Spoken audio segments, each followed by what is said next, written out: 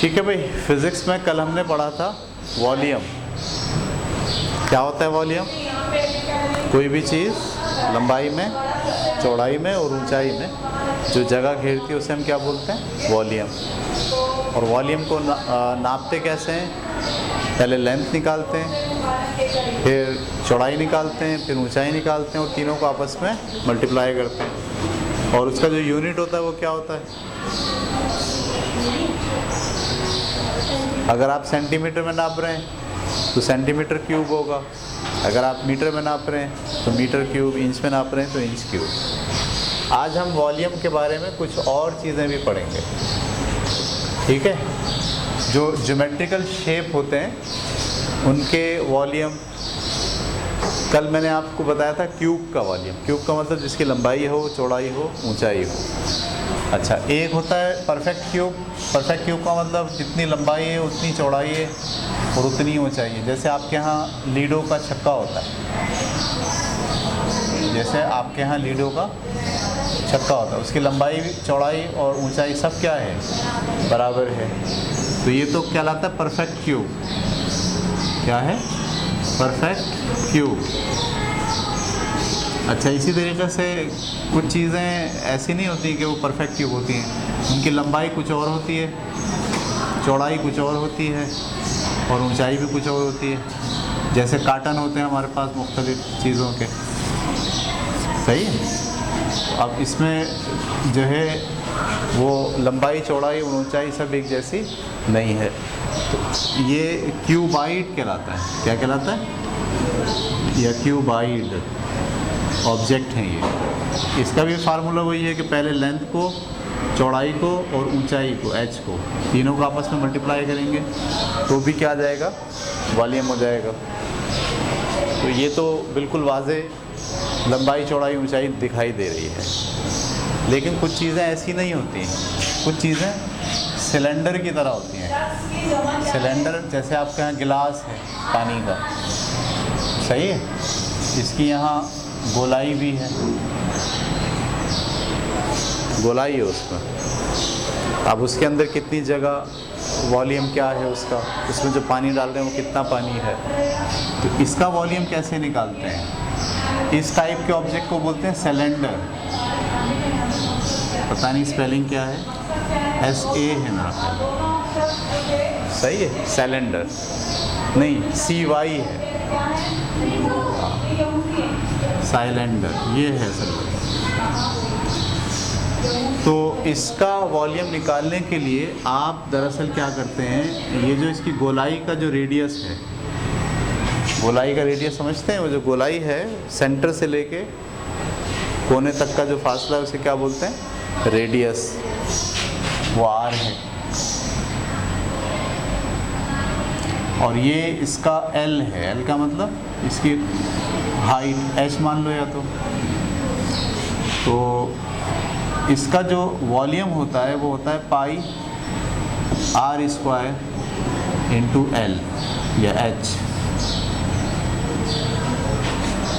क्या होता है? ये आया कहाँ से? ये हम जब सिंपल ज्योमेट्री पढ़ते हैं 8वीं जमात तक, आपने पढ़ा होगा, पता नहीं, मैथ में पढ़ा नहीं पढ़ा, नहीं पढ़ा, पाई पढ़ा। पाई क्या होता है? 22/7 होता है। मैं इसको और डिटेल में किसी दिन क्लास लूँगा, या मेरी जो वीडियोस क्लासेस हैं वो मैं आपको बता दूँगा।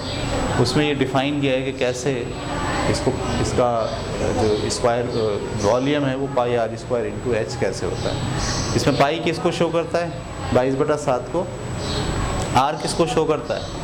सेंटर से लेके यहाँ तक के फासले को। और H किसको शो करता है? इसकी ऊंचाई को। अगर आप यहाँ वैल्यूज़ रख के मल्टीप्लाई कर देंगे तो ये जो सिलेंडर है, ये जो गिलास है, इसके अंदर कितना वॉल्यूम है ये आपको पता चल जाएगा, ठीक है? इसी तरीके से आपके पास चीज़ें होती हैं स्फेरिकल। कौन सी? जैसे फुटबॉल है, गोल, बिल्कुल गोल, सही है? जैसे आपके यहाँ छोटी बॉल है, जैसे आपके पास बैरिंग की गोलियां हैं, तो इनका भी एक वॉल्यूम होता है। तो गोल चीज़, इसको आप बोलते हैं स्फेयर। क्या कहते हैं? स्फेयर कहते हैं। स्फेयर का वॉल्यूम कैसे निकालते हैं? इसका फार्मूला होता है 4/3 pi R cube, 4/3 pi R cube. R क्या है दरअसल?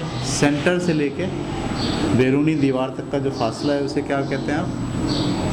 तो अगर आपको आर पता हो तो आप आर की जगह आर की वैल्यू रखेंगे, पाई की जगह 22/7 रखेंगे और 4/3 से मल्टीप्लाई करेंगे, जो जवाब आएगा वो इसका वॉल्यूम आ जाएगा। ये बात क्लियर हो रही? ये जो मैं आपके सामने शेप रख रहा हूँ ना, जैसे ये परफेक्ट क्यूब है, ये क्यूबाइड है, वो सिलेंडर है, ये स्फेयर है, ऐसी कौन भी होगी। क्या होगी? कौन। इसका भी कुछ ना कुछ क्या होगा? पाई आर होगा रेडियस, और इसकी ये क्या होगी? एच होगी। सही है। तो अब ये दो कोण अगर आप डिस्कस कर लें, कितनी? 2 कोण, तो ये एक सिलेंडर के बराबर हो गया। इसका मतलब है ये जो कोण का आपके पास वॉल्यूम होता है वो उसका आधा होता है, पाई आर स्क्वायर इंटू एच। समझ में आई बात? ये मैंने क्या बोला है? ये कोण थी, मैंने एक नीचे भी कोण बना दी इतनी। इन दोनों को अगर हम गौर से देखें तो ये क्या बन गया? सिलेंडर ही बन गया। तो ये जो शक्लें हैं, ये वाली perfect cube, cuboid, cylinder, sphere, cone, और भी कई शक्लें हो सकती हैं। इन सारी चीज़ों को आप कहते हैं ये ज्योमेट्रिकल ऑब्जेक्ट हैं। क्या हैं? ज्योमेट्रिकल ऑब्जेक्ट, यानी इस पे ज्योमेट्री लगती है, या ये मैथ से हैंडल होते हैं। इसकी वाज़े लंबाई होगी, वाज़े चौड़ाई होगी, या ये किसी पाई को अपने साथ मिला रहे होंगे, या रेडियस को अपने साथ मिला रहे होंगे। तो इन सारे ऑब्जेक्ट्स को आप क्या कहते हैं? Geometrical objects.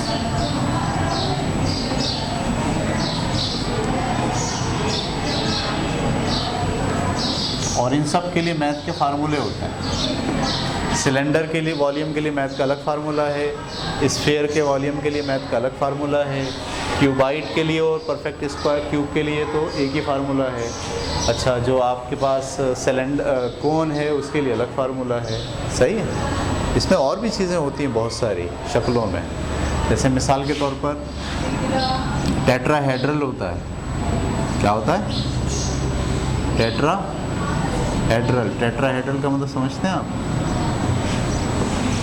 यानी नीचे त्रिकोण है और ऊपर से वो त्रिकोण ऐसे आ रहा है, तो हर तरफ से आपको त्रिकोण दिख रहा है। ठीक है, तो इसको कहते हैं आप टेट्राहेड्रल। तो मुख्तलिफ जो है वो ऑब्जेक्ट जो ज्योमेट्री पर पूरे उतरते हैं उनको आप क्या कहते हैं? Geometrical object. और हर ज्योमेट्रिकल ऑब्जेक्ट का वॉल्यूम मालूम करने का अलग अलग फार्मूला होता है। ये बात क्लियर हो गई आपको वॉल्यूम के ज़ुमरे में? अच्छा, कुछ चीज़ें होती हैं नॉन ज्योमेट्रिकल ऑब्जेक्ट होती हैं, यानी उसमें कोई मैथ नहीं लगता।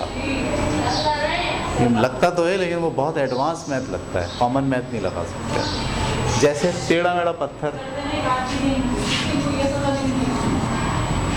बाहर से हम पत्थर उठा के लाए टेढ़ा मेढ़ा, अब ये तो ना इसकी लंबाई है, ना चौड़ाई है, ना इस पे पाई लग रहा है, ना ऊंचाई है, तो इसका वॉल्यूम कैसे मालूम करें? ये सवाल। ठीक है, तो इसका वॉल्यूम मालूम करते हैं पानी से। किससे मालूम करते हैं? पानी से। ये बड़ा मज़ेदार जो है वो कॉन्सेप्ट है कि जो चीज़ें नॉन ज्योमेट्रिकल हों, ज्योमेट्रिकल का वॉल्यूम तो कैसे पता चलता है? फार्मूले से।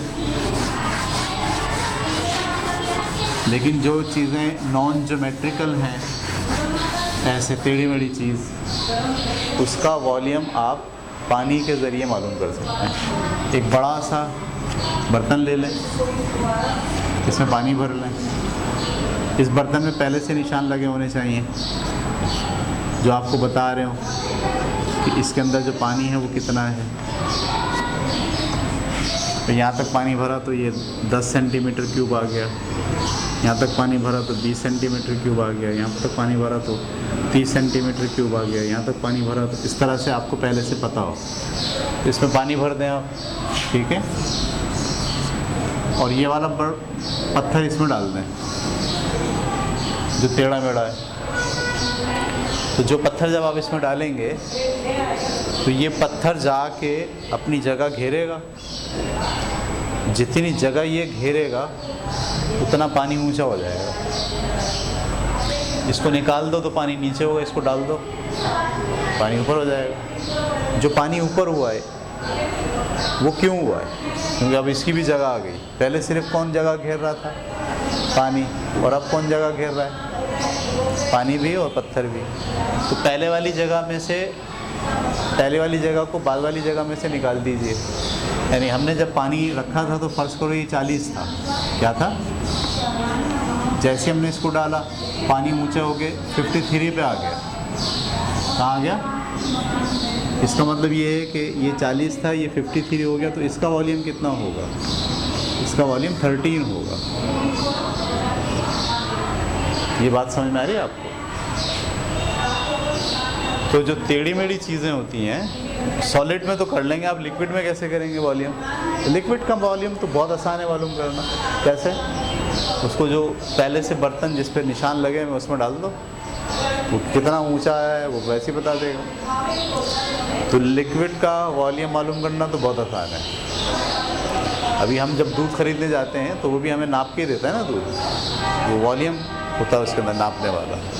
मट्टी का तेल खरीदने जाते हैं तो उसके पास भी एक नापने का आला होता है।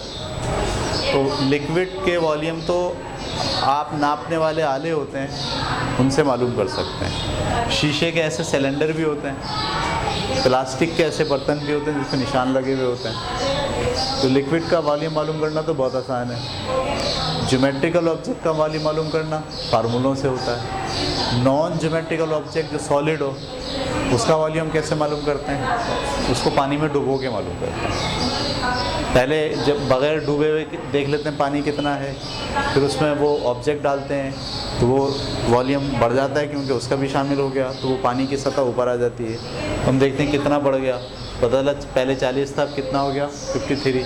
तो जितना बढ़ गया वो वॉल्यूम दरअसल किसका होगा? वॉल्यूम उस पत्थर का होगा। ये बात आपको समझ में आ गई? तो ज्योमेट्रिकल ऑब्जेक्ट के वॉल्यूम और नॉन ज्योमेट्रिकल ऑब्जेक्ट के वॉल्यूम कैसे मालूम करते हैं, ये बात हमने पढ़ी। ठीक है जी। अब एक बात आपको और समझनी है,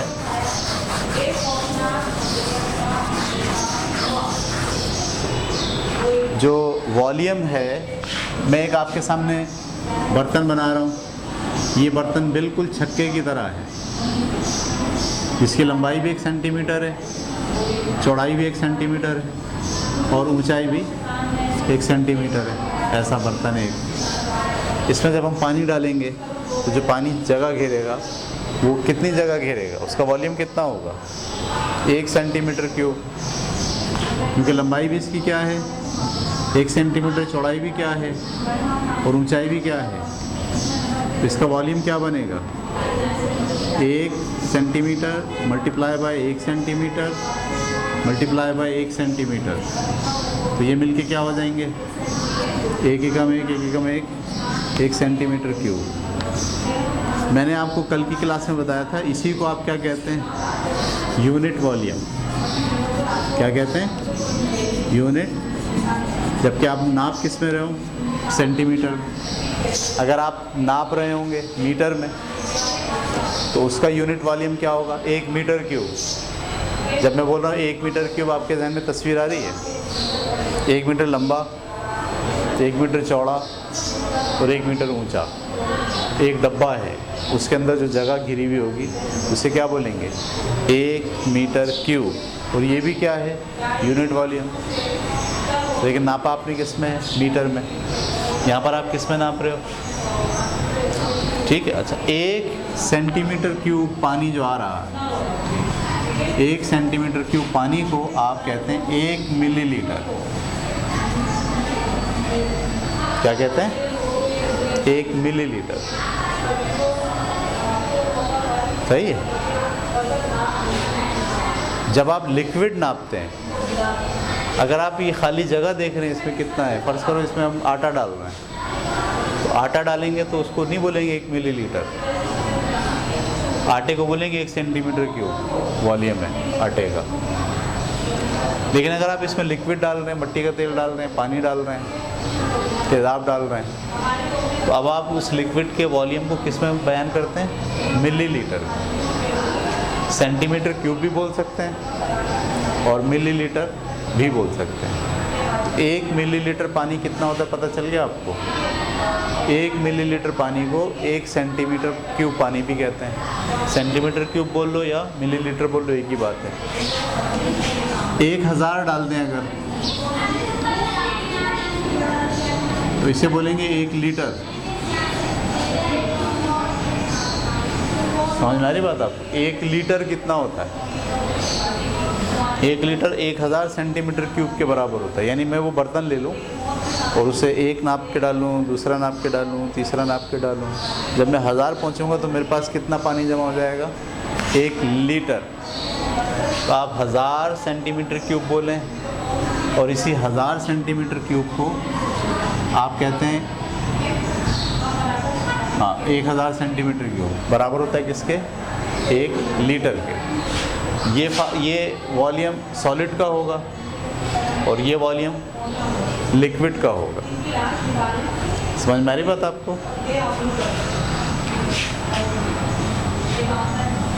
1 डेसीमीटर क्यूब भी बोलते हैं इसको। क्या बोलते हैं? इसको 1 डेसीमीटर क्यूब भी बोलते हैं। क्या मतलब होता है 1 डेसीमीटर क्यूब का? आपको पता 10 सेंटीमीटर का क्या होता है? 10 सेंटीमीटर का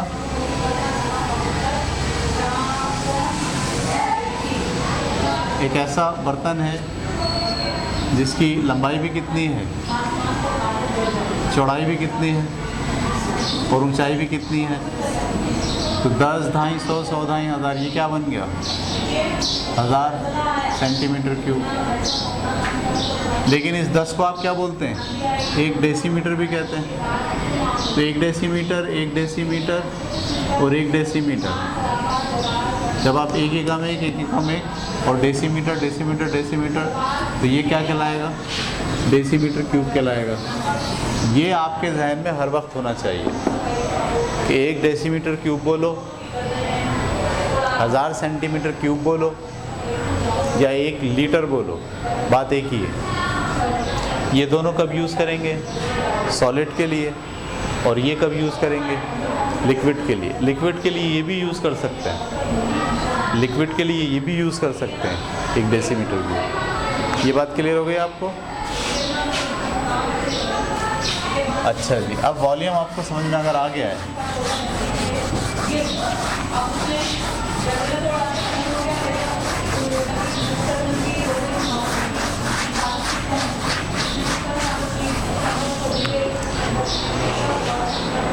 अगला टॉपिक हमारे डेंसिटी।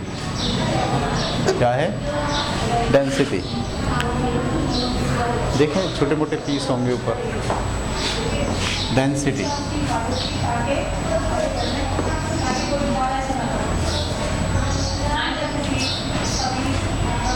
डेंसिटी क्या है? इंग्लिश में कहते हैं डेंसिटी और उर्दू में कहते हैं कसाफत। क्या कहते हैं? कसाफत।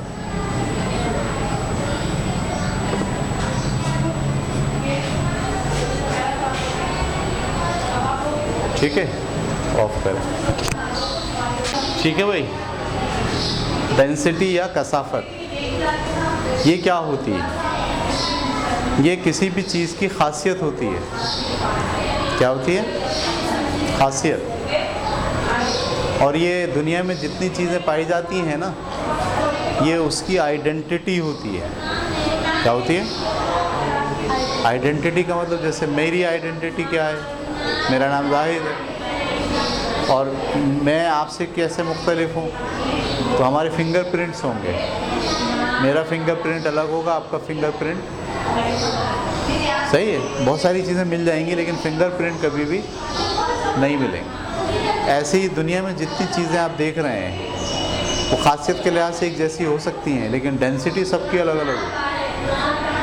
तो डेंसिटी बिल्कुल ऐसे है किसी चीज़ के लिए जैसे उसके फिंगरप्रिंट। हर चीज़ की डेंसिटी अलग होती है। दुनिया में कोई सी दो चीज़ें ऐसी नहीं हैं जिनकी डेंसिटी क्या हो, एक जैसी हो। अब सवाल ये कि ये है क्या डेंसिटी, ठीक है, इसको कैसे समझेंगे आप? तो आपके जहन में सबसे पहले आना चाहिए यूनिट वॉल्यूम। यूनिट क्या मतलब होता है यूनिट वॉल्यूम का? जब मैं आपसे कहूँ यूनिट वॉल्यूम तो आपके जहन में फ़ौरन आना चाहिए छक्का, लीडू का छक्का। मैं आपसे कहता हूँ प्लास्टिक का यूनिट वॉल्यूम, प्लास्टिक का छक्का। मैं आपसे कहता हूँ लकड़ी का यूनिट वॉल्यूम, तब लकड़ी का छक्का जिसकी लंबाई 1 सेंटीमीटर, चौड़ाई 1 सेंटीमीटर, ऊंचाई 1 सेंटीमीटर हो। मैं आपसे कहूँ लोहे का यूनिट वॉल्यूम, तो लोहे का छक्का। समझ में आ रही बात आपको? मैं आपसे कहता हूँ रुई का यूनिट वॉल्यूम, तो रुई से बना हुआ एक छक्का। तो किसी भी चीज़ का यूनिट वॉल्यूम को अगर तोल लें, उसका मास मालूम कर लें,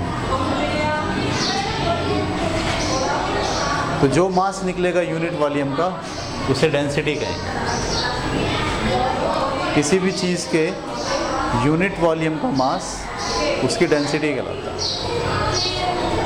एक प्लास्टिक के छक्के में और एक लोहे के छक्के में क्या फ़र्क है? वज़न का फ़र्क है, दोनों का मास अलग है।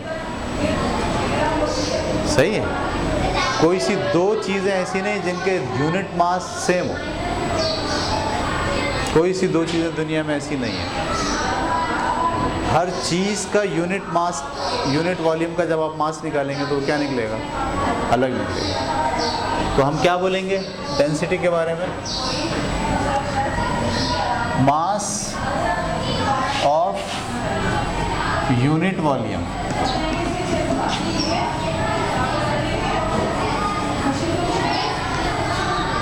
ऑफ एनी सब्सटेंस, सब्सटेंस का मतलब चीज़, इज कॉल्ड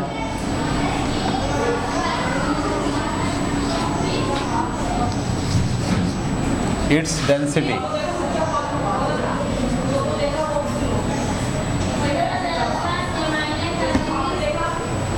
ये बात समझ में आ गई आपको? किसी भी चीज़ के यूनिट वॉल्यूम का मास उसकी डेंसिटी कहलाती है। जब हम बोले डेंसिटी, आपको फ़ौरन ध्यान में आना चाहिए यूनिट मास का वॉल्यूम, यूनिट वॉल्यूम का मास, सॉरी, यूनिट वॉल्यूम का मास डेंसिटी कहलाती है। जैसे मिसाल के तौर पर सोना है, सोने का यूनिट वॉल्यूम निकालो, ऐसा एक पीस जिसकी लंबाई चौड़ाई एक जैसी हो, तो ये निकलता है 19.6 ग्राम। क्या निकलता है? हाँ। लेकिन अगर आप यही यूनिट वॉल्यूम लोहे का निकालो, उसका निकलता है, समझ लो, फ़र्ज़ करें 13.5 ग्राम। तो लोहे के मुकाबले में सोना ज़्यादा भारी है, मिसाल है, ऐसे बोलेंगे। तो हर एक, अच्छा, चीज़ सबका साइज सबका एक जैसा है, ये भी यूनिट वॉल्यूम है, ये भी यूनिट वॉल्यूम है, लेकिन इसको तोल रहे हैं तो कितना निकल रहा है?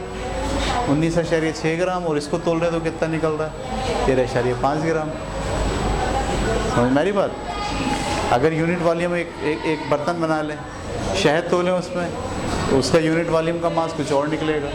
मिट्टी का तेल तोलें, उसके यूनिट वॉल्यूम का मास कुछ और होगा। पानी को तोलें, उसका यूनिट वॉल्यूम का मास कुछ और होगा। लिक्विड में भी अगर आप ऐसा सोचें तो सब के यूनिट वॉल्यूम का मास अलग अलग होता है। यूनिट वॉल्यूम का मास, यूनिट वॉल्यूम का मास अलग अलग होता है। इसी को यूनिट वॉल्यूम के मास को आप क्या कहते हैं? डेंसिटी। सब की डेंसिटी अलग अलग होती है। हर चीज़ अपनी डेंसिटी से पहचानी जाती है। अगर आपके पास सोना है और आप ये पता चलाना चाहते हो कि असली है या नकली है, तो आप उस सोने का डेंसिटी निकाल लो। अगर डेंसिटी की वैल्यू 19.6 आए तो समझ लो ये असली सोना है। और सोने की वैल्यू, डेंसिटी की वैल्यू अगर 19.6 से कम आए तो इसका मतलब ये असली सोना नहीं है, या ज़्यादा है तो भी इसका मतलब क्या, असली सोना समझ में आ रही बात आपको? किसी भी चीज़ के बारे में ये पता चलाने के लिए कि वो असली है या नकली है, आप दरअसल उसकी डेंसिटी का ख्याल रखते हैं। डेंसिटी से आप उसे चेक करते हैं, क्योंकि दुनिया में कोई सी दो चीज़ें ऐसी नहीं हैं जिनकी डेंसिटी सेम हो। सबकी डेंसिटी क्या होती है? अलग अलग होती है। अब यूनिट वॉल्यूम का मास कैसे मालूम करें? अगर मैं आपके सामने सोने का कोई सेट लाके दूँ और बोलूँ भाई इसका आप क्या निकालें, इसकी डेंसिटी निकालें, तो आप कैसे निकालेंगे? अब आपके जहन में तो ये है कि उसका क्या चाहिए, आपको यूनिट मास चाहिए। छक्के की तरह का पीस होगा तो निकल जाएगा, लेकिन सोने का जो सेट बना हुआ उसको छक्के में कैसे कन्वर्ट करेंगे?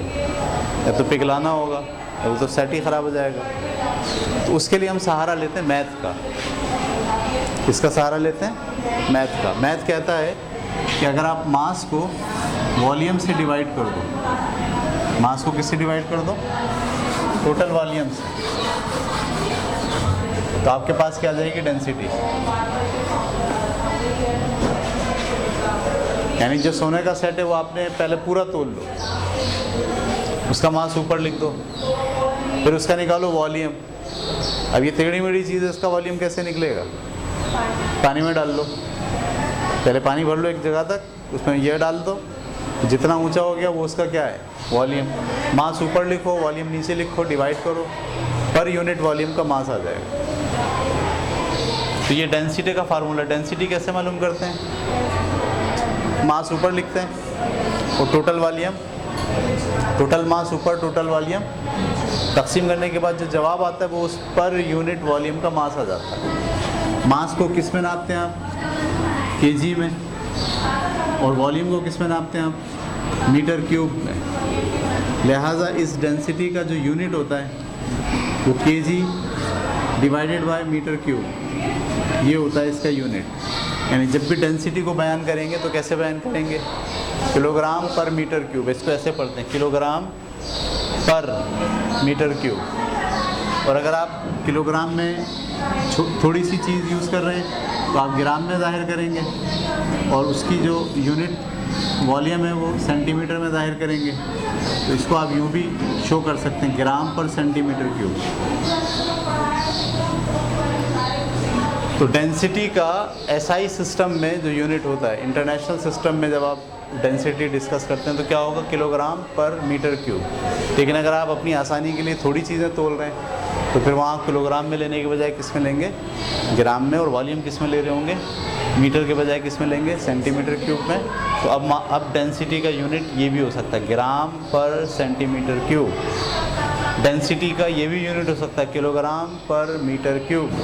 डेंसिटी का ये भी यूनिट हो सकता है, ग्राम पर सेंटीमीटर क्यूब। डेंसिटी होती क्या है? किसी भी चीज़ के पर यूनिट वॉल्यूम का मास। लिखा मैंने, mass of unit volume of any substance is called its density. ठीक है, इतना पढ़ेंगे।